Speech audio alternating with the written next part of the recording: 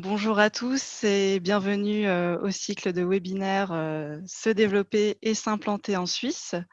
Je suis Aurore Lafin. Au sein de la CCI France-Suisse, j'accompagne les sociétés françaises qui souhaitent s'implanter en Suisse.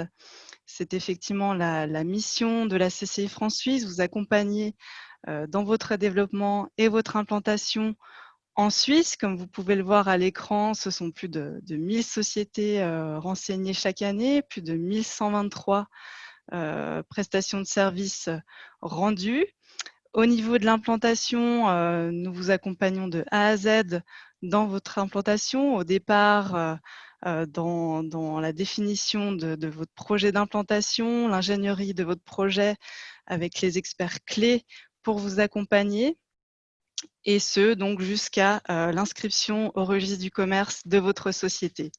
Une fois votre société présente en Suisse, nous sommes là également pour vous aider à vous développer, puisque nous sommes le premier réseau d'affaires franco-suisse avec plus de 700 entreprises membres. Vous voyez à l'écran la répartition géographique de nos membres pour dynamiser ce réseau, mettre en relation les professionnels, favoriser le développement d'affaires entre nos membres. Plus de 50 événements sont organisés chaque année. Voilà la petite aparté de présentation sur la CCI France-Suisse. J'en reviens à notre cycle de 13 webinaires qui comprend donc des webinaires tous les mardis et jeudis à 14 h sur un thème dédié à l'implantation en Suisse. Le webinaire d'aujourd'hui est le 8e. On va aborder le sujet des assurances à mettre en place dans le cadre de votre implantation. Quels sont les pièges à éviter? Je vous invite à être participatif. Vous pouvez poser vos questions tout au long des présentations. Vous avez un onglet Q&R en bas au milieu de votre écran. On va prendre 10 minutes à la fin pour répondre à vos questions.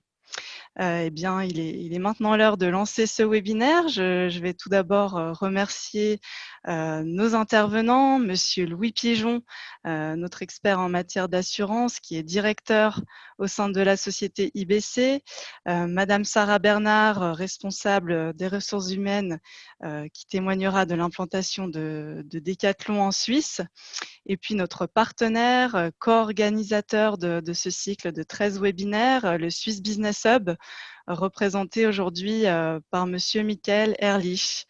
Je vous souhaite à tous un excellent webinaire et je passe sans tarder la parole à Monsieur Michael Erlich. Merci Aurore pour cette introduction. Je souhaite tout d'abord remercier la CCI France-Suisse pour cette belle collaboration sur l'ensemble de ce cycle de webinaires sur le thème se développer et s'implanter en Suisse. Dans le cadre de mon intervention, je vous propose d'évoquer un atout de la Suisse et son innovation.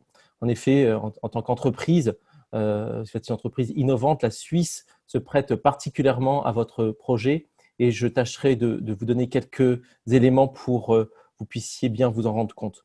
Pour étayer mes propos, je souhaite tout d'abord partager avec vous le dernier classement du Global Innovation Index. Ce classement, le Global Innovation Index, est publié par l'Organisation mondiale de la propriété intellectuelle, l'INSEAD et Cornell University. Cet indice passe 130 pays à la loupe et a classé la Suisse en tête. Slide suivante. Le Global Innovation Index est calculé sur la base des intrants et des extrants de l'innovation d'un pays. Les intrants de l'innovation incluent des facteurs comme le capital humain et la recherche, les infrastructures, la sophistication du marché ainsi que la sophistication commerciale. Les extrants de l'innovation se réfèrent à la création de savoir et de technologie ainsi qu'à la créativité en termes de production. Et comme vous le voyez sur la slide actuellement projetée, la Suisse figure en tête du classement depuis 2011. Alors, comment expliquer ce constat? Ce qui est intéressant également à noter dans ce classement, c'est qu'il met en lumière que la Suisse excelle tout particulièrement dans les innovations réalisées dans les domaines scientifiques et technologiques. Slide suivante. Donc pour étayer mes propos Et pour relater cela avec des chiffres, notamment par rapport au dépôt de brevets, il faut savoir que l'an passé, 956 brevets par million d'habitants ont été déposés en Suisse, ce qui place la Suisse première en Europe dans ce domaine. C'est ce qui ressort du rapport de l'Office européen des brevets qui est basé à Munich. Alors, quels sont les plus grands acteurs qui déposent des brevets en Suisse? Alors, avec 651 brevets déposés en Suisse, la société pharmaceutique Roche se trouve en tête du classement pour la 4e année consécutive. En deuxième place, on retrouve ABB avec 571 brevets, suivi de Nestlé, 382 brevets, et Novartis, 305 brevets. Ce qui est aussi intéressant à noter, c'est que dans ce classement figurent des universités. Parmi les 25 premiers innovateurs de Suisse figurent 3 universités, l'École polytechnique fédérale de Zurich, en 13e place avec 80 brevets, l'École polytechnique fédérale de Lausanne, en 17e place avec 66 brevets, et l'Université de Zurich est 21e avec 56 brevets. Et je vais vous expliquer en quoi cela est caractéristique de l'écosystème suisse de l'innovation, cette recherche collaborative entre les acteurs du monde universitaire et les startups. Et je vais vous donner un exemple. Vous l'avez compris, la Suisse est un pays innovant et à l'heure du Covid, des idées novatrices sont lancées quotidiennement par les acteurs de l'innovation. Je souhaiterais ici partager avec vous une initiative qui témoigne de cet esprit propre d'innovation à la Suisse. Vous avez peut-être entendu parler, c'est cette initiative qui propose, slide suivante, un masque chirurgical entièrement transparent, le Hello Mask. Alors, comme vous pouvez voir, l'image de gauche et l'image de droite, à gauche, le masque n'est pas transparent, à droite, ce masque chirurgical est transparent. Et l'innovation réside dans cela. Le Hello Mask a été pensé et développé il y a 2 ans, depuis 2 ans, par le centre Essential Tech de l'EPFL, avec la collaboration de l'EMPA, qui est le centre de recherche sur les matériaux de la Confédération. Et il va rentrer en phase d'industrialisation. Cette version totalement transparente des masques de protection traditionnels est avant tout développée dans le but d'améliorer la relation entre soignants et patients, notamment pour permettre une meilleure communication et un meilleur décryptage des expressions du visage. Le lien ainsi peut être maintenu, en tout cas un lien des émotions. Le matériau utilisé pour la fabrication de ces masques est une membrane élaborée dans un polymère spécifique d'une taille identique au matériau des masques traditionnels, laissant passer l'air mais filtrant virus et bactéries. La start-up HM Care, qui a été créée pour la commercialisation de ces masques, vient de lever 1 million de francs tout à fait récemment. Donc la Suisse est une terre d'innovation et vous, en tant que dirigeant d'entreprise, si vous avez un projet innovant, la Suisse peut vous offrir les conditions pour innover et vous développer sereinement dans la stabilité. 1400 entreprises françaises sont déjà implantées en Suisse. Ils auront le plaisir d'en entendre une avec le témoignage de Decathlon Suisse. Alors, si vous avez un projet innovant et vous souhaitez vous implanter en Suisse, n'hésitez pas à nous contacter. Slide suivante. En effet, le service de la promotion des investissements du Swiss Business Hub France, qui est la section commerciale de l'ambassade de Suisse en France, est la porte d'entrée officielle pour créer votre entreprise en Suisse. Le Swiss Business Hub propose aux entreprises françaises qui souhaitent s'établir en Suisse un accompagnement sur mesure gratuit. Ce service est proposé en particulier aux entreprises françaises technologiques spécialisées dans les principaux secteurs sources d'innovation de la Suisse, que sont l'intelligence artificielle, la médecine personnalisée, l'industrie 4.0, la robotique et les drones, la blockchain, fintech, la cybersécurité et la biotech, et aussi d'autres secteurs innovants et industriels également. Nous informons les entreprises sur l'écosystème suisse de l'innovation et les secteurs clés. Nous les conseillons sur comment réussir en Suisse et la culture des affaires. Et nous mettons en relation les entreprises qui ont projet d'implantation en Suisse avec les agences de développement économique des cantons. Slide suivante. Donc, vous voyez ici mes coordonnées. N'hésitez pas à me contacter. Le Swiss Business Hub France est là pour vous aider à réussir en Suisse et je serai ravi de pouvoir répondre à toutes vos questions lors de ce webinaire. Et n'hésitez pas à me contacter si vous souhaitez continuer cet échange. Vous avez ici à la fois mon email et mon téléphone. Je vous souhaite je suis ravi de pouvoir participer à ce cycle de webinaire et je vous en remercie. Merci beaucoup, Mickaël, pour cette présentation du Swiss Business Hub et du contexte innovant qui caractérise la Suisse. Je vais maintenant passer la parole à notre expert du jour, notre expert en assurance, Monsieur Louis Pigeon, directeur au sein de la société IBC. Je te passe la parole, cher Louis. Bonjour mesdames, bonjour messieurs.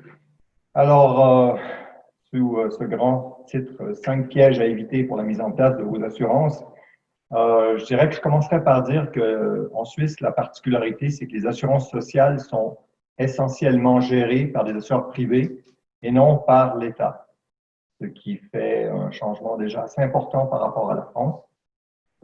L'autre aspect, c'est qu'il y a une notion d'accident et maladie distincte avec les intervenants, avec des intervenants différents en fonction du fait qu'il s'agit d'accident ou de maladie. Ça change tout. Et c'est très important lorsque vous faites votre implantation et que vous souscrivez vos assurances, que vous ayez bien compris la notion d'accident et la notion de maladie, et j'y reviens dans quelques instants. Donc, le risque accident est largement mieux assuré que le risque maladie en Suisse. Donc, les mots utilisés n'ont pas toujours la même signification. C'est un autre aspect qu'il faut se faire attention. Donc, la prévoyance en Suisse, c'est la retraite. C'est l'équivalent de la retraite en France. Pour la retraite, nous avons un système de répartition qui est géré par l'État, qu'on appellera le premier pilier, et un système de capitalisation qui est géré par les assureurs privés. Et finalement, le système suisse est un réel patchwork de prestations. Donc, lorsqu'on vous demande qu'est-ce que vous pourriez avoir en cas d'invalidité, la première chose qui se pose, c'est de savoir s'agit-il d'une invalidité suite à un accident ou une maladie.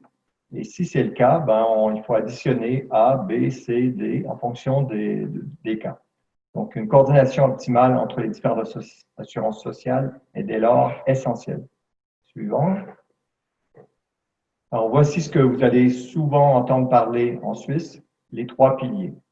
Le premier pilier, système de répartition géré par l'État, mais ça ne couvre que vraiment une infime partie. Et le deuxième pilier, et là, c'est de votre ressort. Et l'objectif du deuxième pilier, c'est que quelqu'un qui aurait travaillé toute sa vie en Suisse depuis l'âge de 25 ans aurait idéalement 60% de son dernier revenu à la retraite. La réalité est tout autre parce que, bien entendu, de nos jours, on bouge et on fait pas toujours sa carrière dans le même pays. Mais ça, c'est un autre sujet. Et le troisième pilier, c'est la prévoyance individuelle. C'est les investissements qu'on fera personnellement, un peu comme en France, avec des assurances vie et des moyens d'avoir des allègements fiscaux. Suivant. Alors, en comparaison avec la France, il y a peu d'assurances obligatoires pour les sociétés. Donc, les assurances sociales qui sont gérées par l'État où vous allez installer, vous choisirez de vous installer en Suisse, parce qu'il y a autant de cantons qu'il y a de petites particularités, et les assurances sociales qui sont gérées par la Confédération, comme l'assurance vieillesse, l'assurance invalidité, l'assurance chômage, l'assurance maternité, qui peut être cantonale et également fédérale. Les assurances sociales gérées par les assureurs privés concernent donc la loi sur l'assurance accident, la loi fédérale sur la prévoyance professionnelle pour ceux qui ont suivi la retraite et la LAMAL qui concerne l'assurance des soins de santé. Parce que les soins de santé en cas de maladie sont gérés par des assureurs privés. Et en Suisse, la partie LAMAL n'est pas du ressort de l'employeur, raison pour laquelle les charges sociales seront beaucoup moindres. Suivant.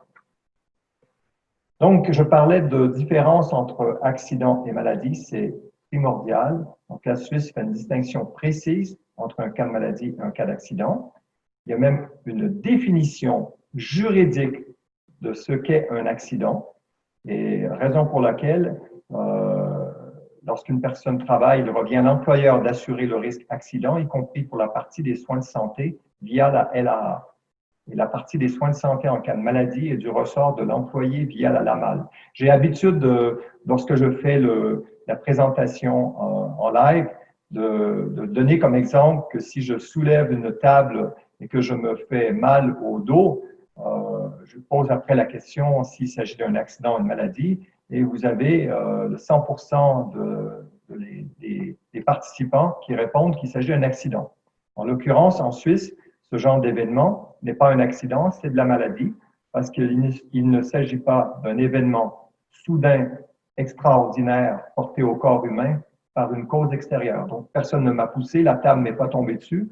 Par contre, si on déplace la table à deux et qu'on chute durant le déplacement, là, il s'agira bien d'un accident. Suivant.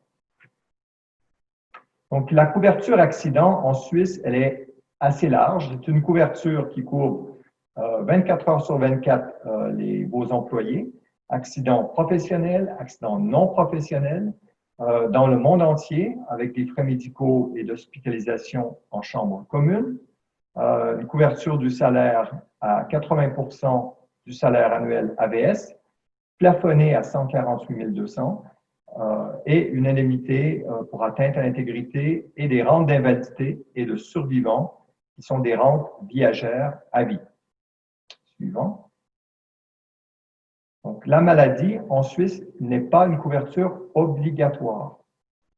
Donc, c'est très important. Vous devez respecter au minimum, en tant qu'employeur, le Code des obligations, l'article 324. Mais en l'occurrence, l'article 324, on va le voir sur je vais passer à la couverture, la slide suivante. On voit qu'avec l'obligation de payer le salaire, si vous avez un collaborateur qui est chez vous depuis 1 an, vous payez 1 mois de salaire. Si la personne est en cas de maladie. Donc, en cas d'accident, la loi sur l'assurance accident prendra le relais à vie. Par contre, en cas de maladie, la couverture, elle est accordée que pendant 1 mois, ce qui est peu. Si on peut juste revenir en arrière. Donc, ce qui est facultatif, mais vivement recommandé, c'est d'assurer le risque de perte de gain en cas de maladie durant 2 ans. Pourquoi 2 ans?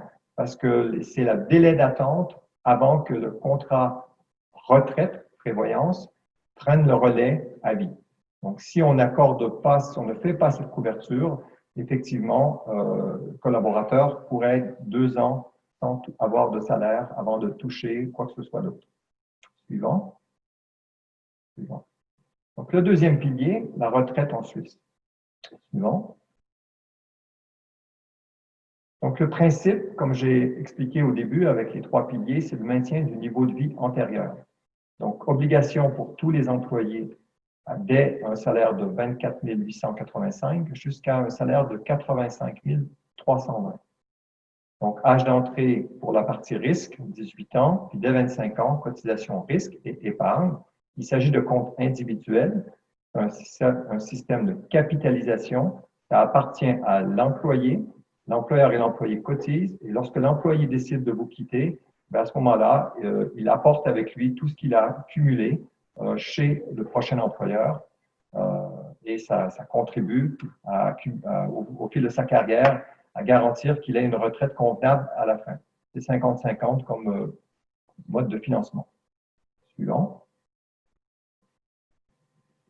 Alors, l'épargne d'employé est versée sur un compte individuel auprès d'une fondation séparée de l'entreprise. Le capital cumulé fait partie de votre patrimoine. Donc, je m'adresse aux employés, votre patrimoine privé.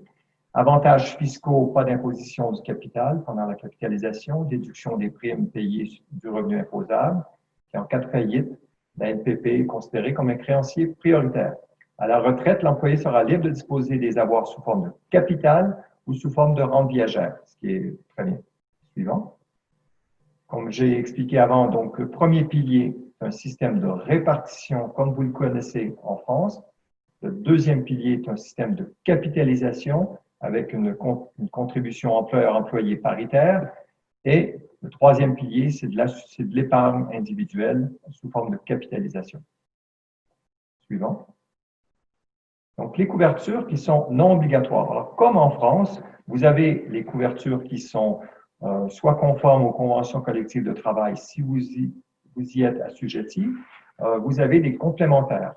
Rien de particulier par rapport à ce que vous connaissez. Vous avez vu qu'en LAA obligatoire, on a un plafond assez élevé à 148 200.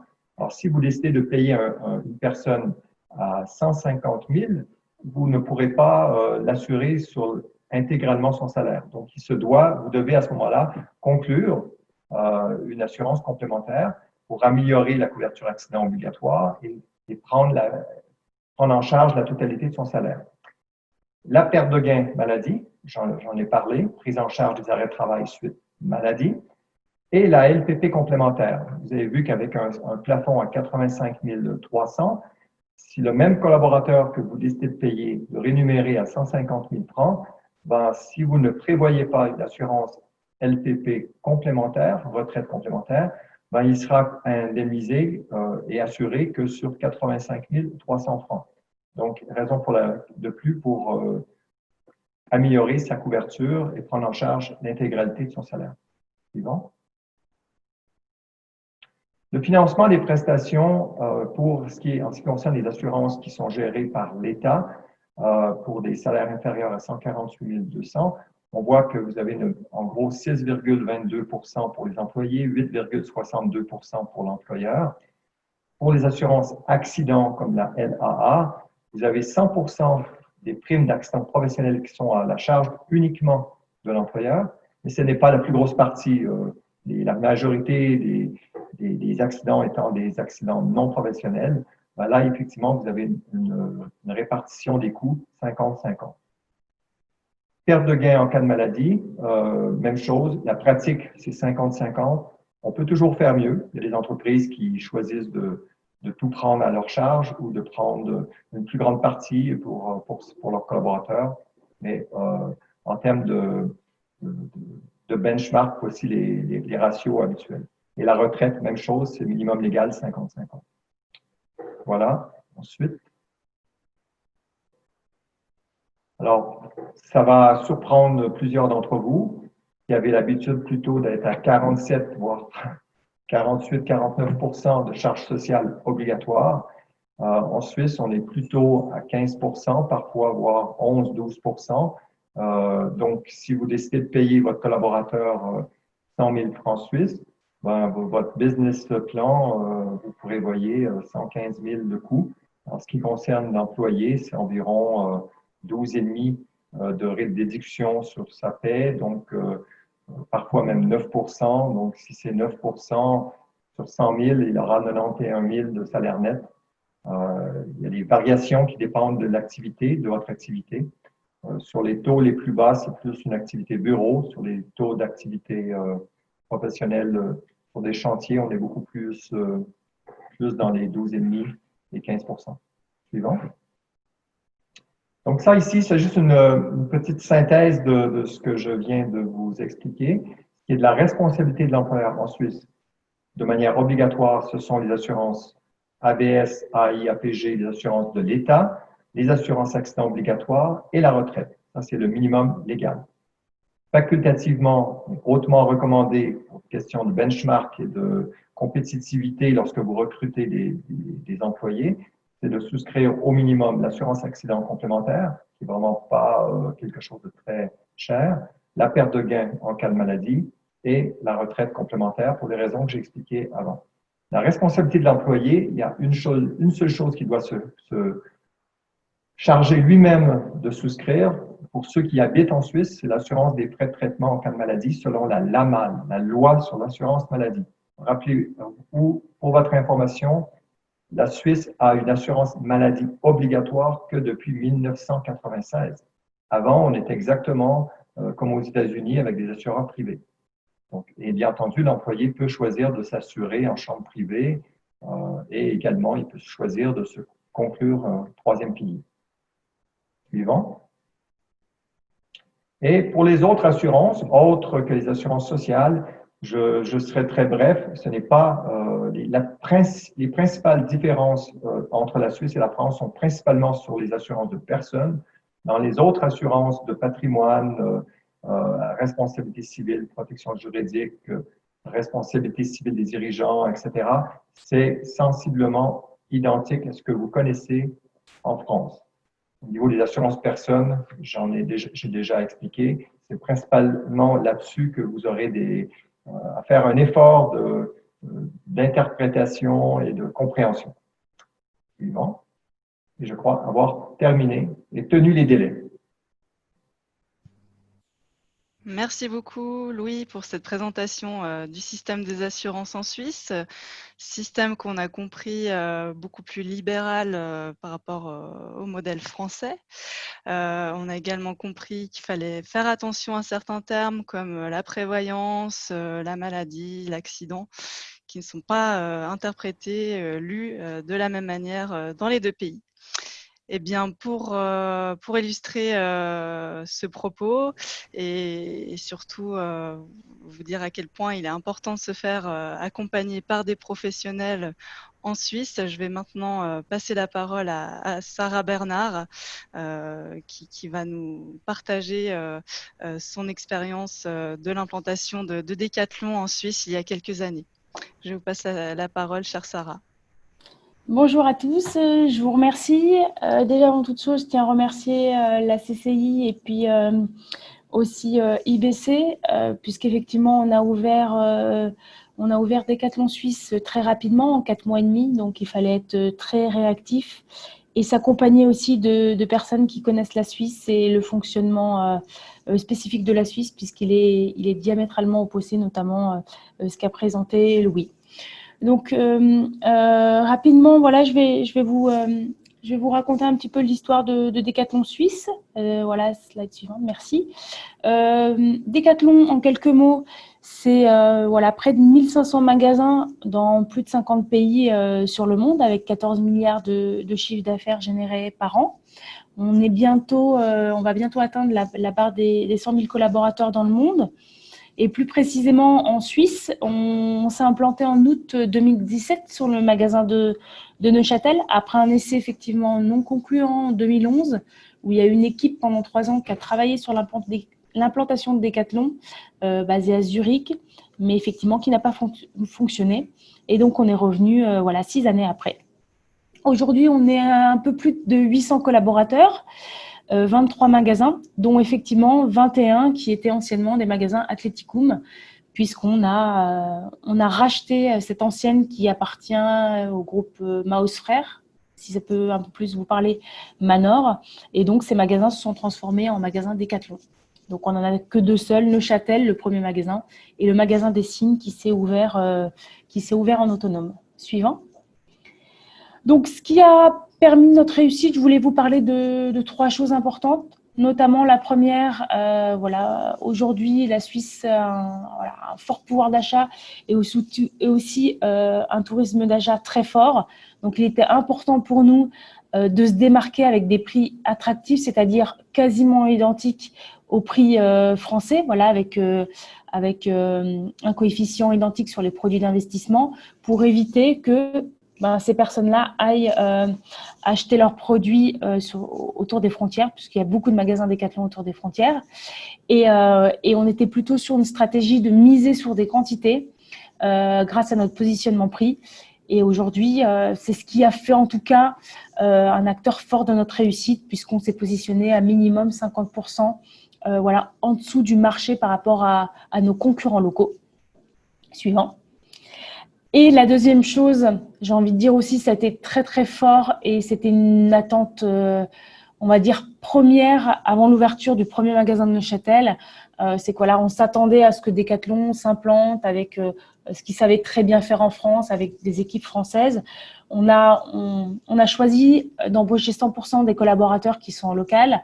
Donc après les ouvertures, ça a été un point très fort dans le sens où les Suisses se sont reconnus dans notre approche de vente, du fait que les collaborateurs connaissaient leur lieu de pratique, connaissaient bien les clients. Et aujourd'hui, c'est ce qui a marqué la différence. Donc, on a à peu près 98% de collaborateurs qui vivent sur le territoire, puisqu'effectivement, avec le rachat d'Athleticum, on avait des personnes qui sont frontalières d'Allemagne, d'Italie et puis de France. Suivant. Et puis aussi, c'est quelque chose qui peut faire peur parfois parce qu'on se dit, les salaires suisses ne sont pas les mêmes que des salaires français. Hein. Quand on regarde, c'est presque x3. Et puis, c'est aussi une approche où on s'était dit, ben voilà, le modèle Décathlon, c'est des prix bas pour tout le monde. Comment on va faire pour pouvoir optimiser nos frais, notre frais le plus fort, qui sont les frais de personnel. Et on a écrit une stratégie avant notre arrivée, c'est-à-dire déjà d'annualiser nos heures et de les optimiser durant les moments forts. C'est aussi d'avoir des différences de pourcentage qui permet d'avoir beaucoup plus de personnes à un instant T, plutôt que d'avoir tant de personnes à 100%. Ça nous a permis d'avoir beaucoup plus de flexibilité. À l'inverse, effectivement, de notre partenaire qui était Athleticum, on a misé sur des contrats CDI, puisqu'en Suisse, il y a des contrats minimum, il y a des CDD, mais il y a aussi beaucoup de contrats à l'heure, des contrats fourchettes avec une certaine précarité. Donc, on a voulu jouer un maximum pour des contrats CDI, dans le sens où ça nous permet d'optimiser nos coûts d'intégration, de formation, notre turnover, et aussi de fidéliser nos collaborateurs, puisqu'on leur propose des contrats qui sont beaucoup moins précaires. On a été aussi très exigeant sur la qualité des profils. On est parti du fait qu'on préférait avoir moins, mais beaucoup plus compétents. Donc, on s'y est pris bien à l'avance sur la partie recrutement. Et à l'ouverture du pays, en DG, on était seulement 3, avec une équipe de dirigeants très, très réduite. Et aujourd'hui, on est autour de 6 pour pouvoir aussi être assez flexible, en cas de coup dur, comme vous le voyez en cette période de Covid. Ça nous a permis d'être quand même plus flex et de pouvoir continuer notre activité. Et c'était aussi une réussite dans le sens où on a un format qui est assez différent de la Suisse. C'est qu'on travaille beaucoup en salaires qui ne sont pas fixes. En règle générale, en Suisse, c'est 12 mois. Enfin, pratiquement toutes les entreprises proposent un 13e mois, plutôt de salaire fixe. Nous, on fonctionne avec un système de rémunération variable, c'est-à-dire de 20 à 80% du salaire, à 40% du salaire de base pour 100% des collaborateurs. L'objectif, effectivement, c'est que chaque collaborateur se sente impliqué et que l'indicateur de performance, il puisse le vivre au quotidien pour interagir sur sa rémunération et les motiver. Suivant. Donc voilà pour moi. Je vous ai laissé mon contact si vous souhaitez m'appeler, me poser des questions, parce qu'effectivement, 10 minutes, c'est assez court. Donc, n'hésitez pas à me contacter, je serai volontiers à votre disposition. Et puis, je vous remercie aussi pour votre attention. Merci beaucoup, Sarah, pour ce partage d'expérience. Je vais vous garder pour la première question. Donc, effectivement, on va prendre 10 minutes pour répondre à quelques questions. Alors, tout d'abord, pour Décathlon, qu'est-ce qui fait que cette implantation a été une réussite par rapport à votre première tentative en 2011 ? Qu'est-ce que vous avez fait de différent ? Alors, il y a 2 choses. La première, c'était déjà s'implanter en Suisse romande, puisqu'effectivement, l'enseigne Décathlon est un peu plus connue des romans que sur la partie alémanique, et plutôt de s'intégrer avec un format plus local. On arriverait à s'implanter localement et à créer un réseau, puisqu'entre Zurich et Neuchâtel, vous vous en doutez bien que ce n'est pas le même nombre d'habitants. Et c'est ce qui a permis, en tout cas, la réussite du premier site. Et puis la deuxième chose, je pense qu'effectivement, c'est le partenariat avec Maus Frères, le fait qu'ils connaissent la distribution en Suisse, puisque c'est des acteurs depuis de nombreuses années, nous ont beaucoup apporté dans l'accompagnement, les bonnes pratiques RH, dans le fonctionnement des salaires, dans les études de marché. Ces choses-là nous ont permis vraiment de nous implanter dans le tissu local. Voilà, donc vous vous êtes fait, on va dire, un peu mieux entourer à la deuxième Exactement, tentative pour votre implantation. Au début, on y allait plutôt en se disant, on est plutôt bien connu, numéro 1 sur la partie du sport, et je pense qu'on a pris un peu plus de recul en s'accompagnant, comme je l'ai dit tout à l'heure aussi de vous et d'IBC, d'acteurs locaux qui nous ont bien conseillés. Très bien, merci pour vos réponses, votre témoignage. Je vais maintenant adresser une question à Louis Pigeon, donc au niveau du système des assurances, qu'on a compris bien plus libéral en Suisse par rapport à la France. Quels avantages justement présente-t-il à la fois pour les entreprises et les salariés ? Je dirais que le principal avantage d'avoir un système qui est essentiellement en main d'assureurs privés, c'est de pouvoir garantir à nos clients une qualité de prestation et de service qui est impeccable, ce qui n'est pas toujours le garanti lorsqu'on a une majorité de contrats en main de l'État. Là, on a toujours un moyen de pression qui est économique et commercial et une relation qui est différente avec les partenaires qui fait que on peut parfois, lorsqu'on est en zone grise, obtenir un petit peu plus que si c'est si c'est l'État qui est notre répondant. Voilà. Donc, en finalité, l'assuré est gagnant, c'est lui qui est au bénéfice des prestations, et l'employeur est également gagnant. Merci Louis.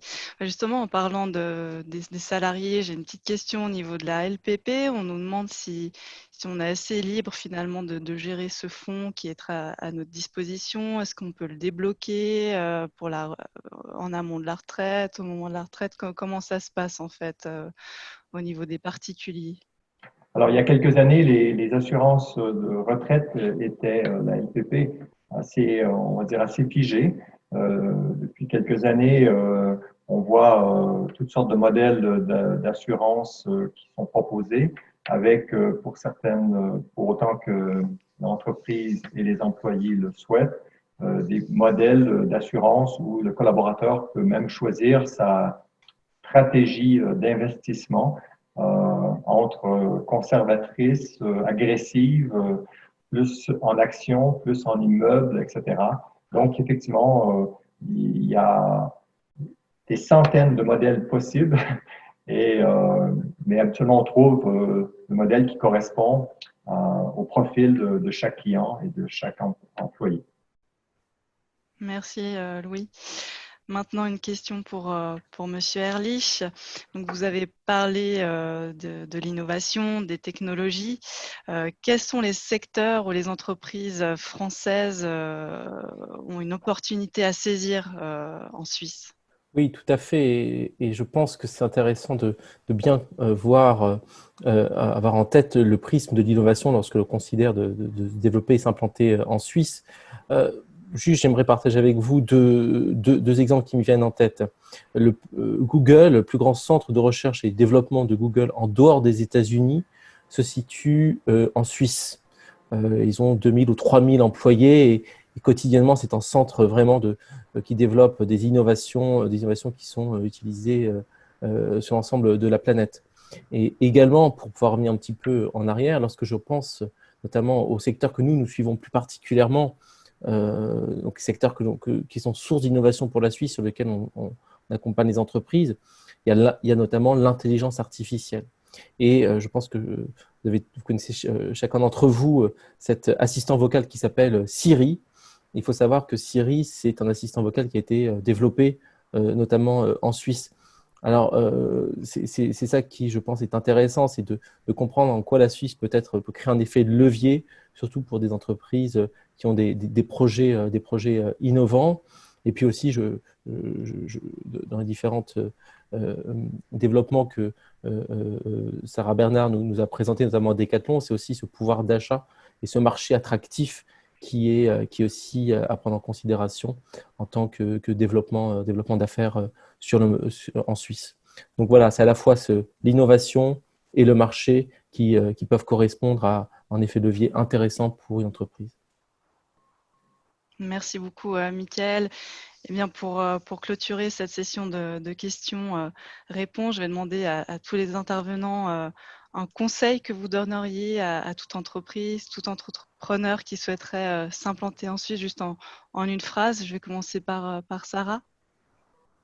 Allez, ben moi, je dirais bien se préparer sur la partie, effectivement, on va dire, voilà, locale, bien différenciée par rapport au fait que les frontières, elles sont très attractives et bien se faire accompagner.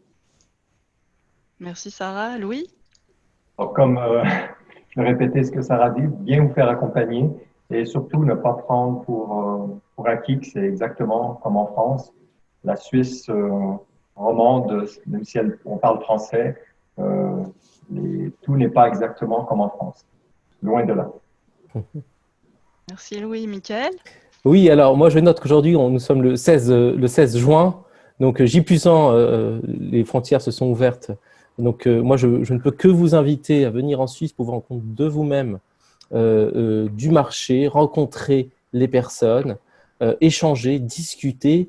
Et c'est ce que nous proposons lorsqu'il y a un projet d'implantation, c'est de mettre en relation les projets d'implantation innovants avec les agences de développement économique des cantons. Donc, venez en Suisse et rencontrer, discuter, échanger au maximum. C'est vraiment le conseil que je peux donner. Merci Michael, merci à tous pour votre participation, votre partage d'expérience, d'expertise. On reste à disposition pour toute question auprès des participants. Vous recevrez nos coordonnées par email.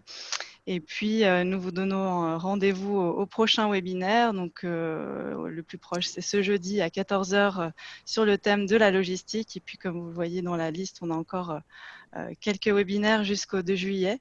Merci à tous. Et puis, je vous souhaite, comme on dit en Suisse, tout de bon dans vos projets en Suisse. À tout bientôt.